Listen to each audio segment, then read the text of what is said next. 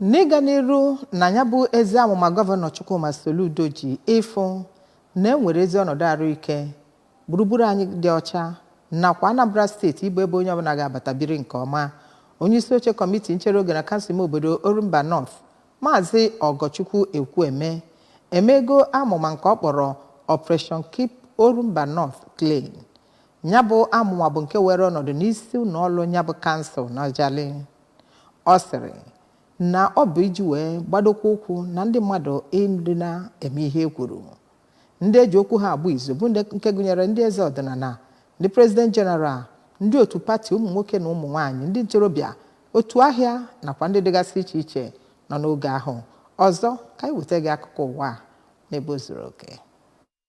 N'okwu o kwuru na mmemme ahụ, Maazị Ekwueme mere ka amata mkpa idobe gburugburu ọcha dị ma kwukwezie na ahụike bụ ndụ. Ọ rụtụkwara aka na amụma Dobe Orumba North ọcha nakwa nchekwa ndụ nakwa akụnụba bụ ihe so na isi sekpụ ntị amụt n'ịchịkọba mmemme a ma kwupụtazikwe mkpa ọ dị ka gburugburu onye ọbụla dịrị ọcha. Na mmemme ahụ ka ọtụtụ ndị eji okwu ha agba izu n'obodo bịakwara bụ ndị gụnyere Chief Siri Nwobu, Honorable Emeka Afoka, Comrade Alfred Robinson nakwa ọtụtụ councilors na imerime ndị ọzọ. Ihe pụtazagaziri ife na mmemme ahụ bụ ndogonọkwa dogoro ndị kọmitii WOS bụ nke ọ bụ onye ọchịchị nchere oge Orumba North dogoro ha, ya nakwa imerime ihe ndị ọzọ so n'ihe pụtagachaziri ife na mmemme ahụ.